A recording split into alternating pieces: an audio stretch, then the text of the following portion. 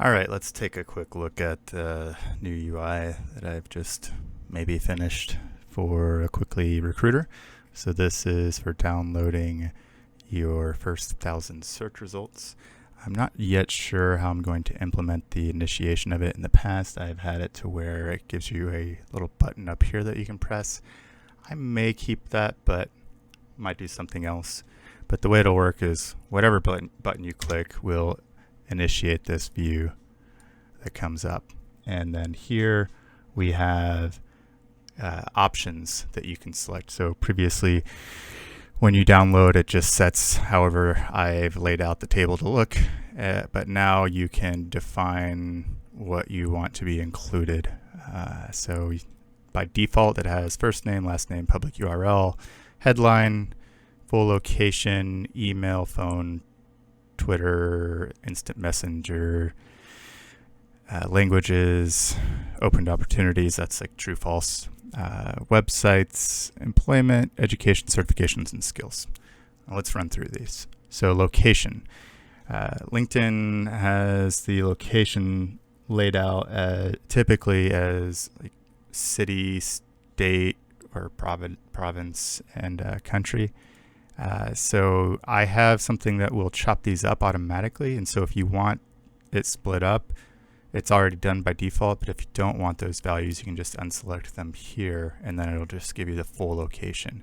Regardless of whether or not you have these selected, it will give you a full location in the column. So if you have all of these selected, it'll have full location and then country, city, state. All right. And then here, we have, and I'm going to select profile image. Then we have email, phone, Twitter, instant messenger. These will come back as an array, which is not great for viewing, but given that you could have multiple phone numbers and multiple emails, etc., I didn't want to just have them separated by columns, because a lot of times when you're uploading these things to Excel or whatever, they will automatically convert numbers and then you end up with just a mess. And so this prevents that. And then we have languages. Languages would also be an array, so it'll be an array of language values. The details of this, though, it does have proficiency. I just get rid of it in the download table. I am considering some changes there, and we'll see. Desired titles. This actually isn't even working right now. I don't know why. So it's not even selected, or it's not even something you really can select. I mean, you can, but it's not going to come through. Open opportunities, we went through. Websites, that's another. Oh, so websites, actually. This does a conversion. So there are like 4 or 5, maybe 6 types of websites that are categorized here. And so what will happen is it will find all those categories and it'll create a header for every category, and then assign those websites wherever they belong within those categories. Employment. Let's take a look at this.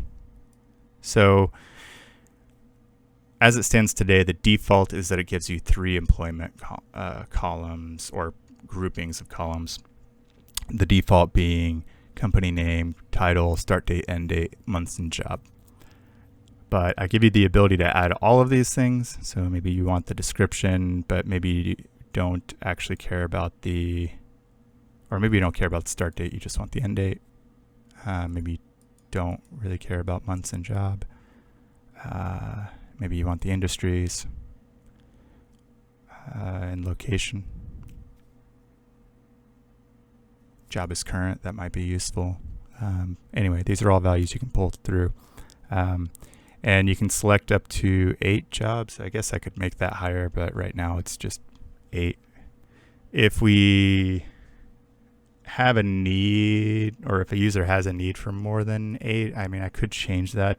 I was thinking about having it check to see what the maximum is for that particular download that you're pulling is, but I decided against it. But yeah, anyway, you can select those. For these purposes, I'll leave it as 3 actually. And yeah, that's good.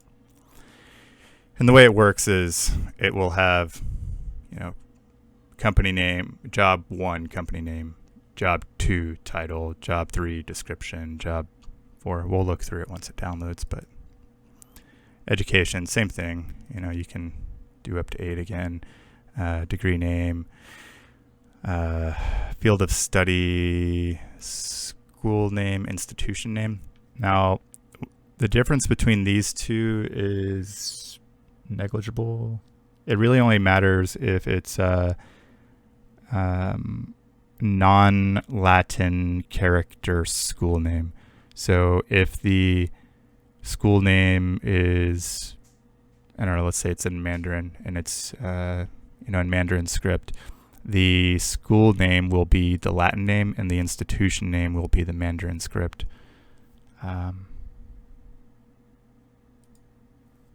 And I don't have start year selected by default just because it's not terribly relevant for education. But obviously you can add that. The IDs are probably not relevant to most either, but you might need them. I typically need them myself, but yeah, I imagine most people don't. So let's give this a quick run.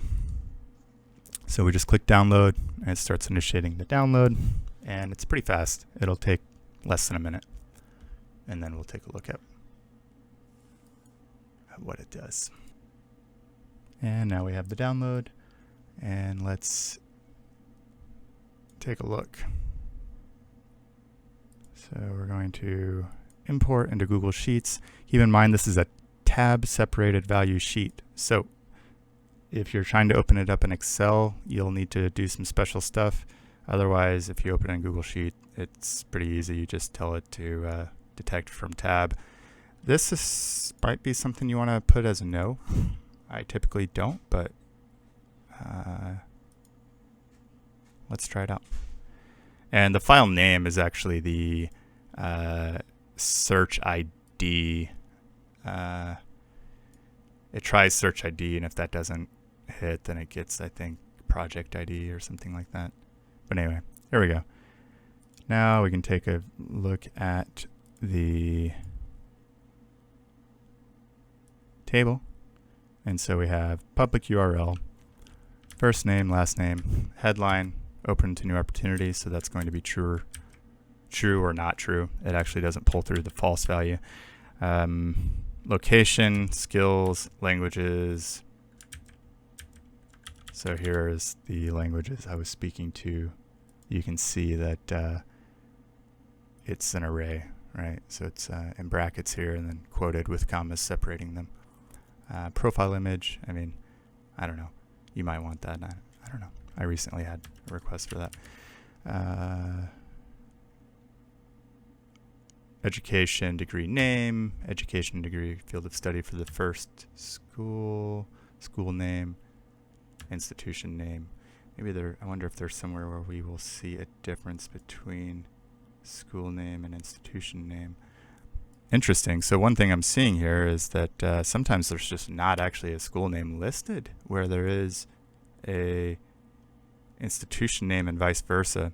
I guess I knew that actually because in previous builds what I would do is I would just have it look for either or. So if it had the school name, I would have it do that. If that didn't exist, then it would try the institution name. I don't have it working like that right now, but maybe I'll take a look at it. I don't know. All right. And then edu1 school or the end year. And then again, same thing for the second one. And then we have job, company name, title, industry. Industry is going to be an array as well because a company may have more than one industry associated with it. I think typically most do not, but it is possible. Job end date, location. I think this could be handy for a lot of people. And then job 2, company name, etc. Right, and here we go, certifications, 1, 2, 3, on down the line. And you'll see here some stuff's not in alignment. So we have job 1 and 2 is current, way out of alignment from the others. I mean, not alignment, just not in order. That's something I'm going to fix soon, but it just wasn't pressing right now, and I've got to build some logic around around ordering, but I'm waiting to build a UI for it, because what I'm wanting to do actually is give you the ability to define where those are placed here. And so I'll have a little 3-line thing that you'll be able to drag these things up and down to place the order of how you want these to be shown. But I haven't yet. I don't use any libraries, and so I need to figure out how to build that. And I haven't yet done it. So anyway, you can move your columns around. I am pretty confident that you can figure that out. But yeah, that's it. You have everything else here too. So here's the example of the website stuff. So you have personal website, other website, blog website. I wonder if there's any others. Yeah, company, personal, portfolio. I mean, where people put these things are not consistent, but given that, you know, you might want to click the links, I did not want to have the links nested inside of an array, because I wanted you to just be able to click it pretty easily. But anyway, that is it. I am going to push this update either tonight or tomorrow. And with the version of Quickli Recruiter, if you already have that update, if you already have that extension installed, this new update should push automatically. I'll let you know if you need to reinstall. There are some things I'm considering that you probably will need to in the next update, and that's actually around this ordering. So as it stands right now, this stuff will always default back to the original. You won't be able to save your settings, and I'm thinking about changing that, but if I do, that's going to have to be stored on your local machine, and so I would then need to I would then need to change some stuff, and you would actually have to update the extension itself. But we're not doing that right now. I'm trying to get this out. This is actually not working right now for the projects. I just haven't had time to build it out for the project side. So the projects, if you're downloading your projects, that's just going to be the standard layout. But yeah, unless that is that I get to it tonight, which is unlikely because I've got to fix some other stuff on some other project. One other thing actually to note here is that this is resizable. This is just something I've needed or I've wanted for a while, and someone that follows or subscribed to my channel requested it, and so I went ahead and built it, and I'm using it myself now moving forward. But it's not perfect. There's some things I need to change about it. But yeah, I figured I should mention that. One thing to note is that if your screen, there's some problems here, right? So sometimes this might be overshooting your screen and you can't scroll down. And so if that happens, the way that you can then resize it is if you press Control and then scroll down, that will resize the zoom of your current screen. So it'll zoom out for you. You could also do Control minus, and that'll do the same thing, and then you can resize it so it fits on your screen. So that's just kind of a workaround if you end up in the situation where this is off the edge of your screen, which will happen if you're on a laptop with low resolution. I know how to fix it, but it's going to require me to change a lot of stuff, and I just don't feel like doing it right now. So yeah, anyway.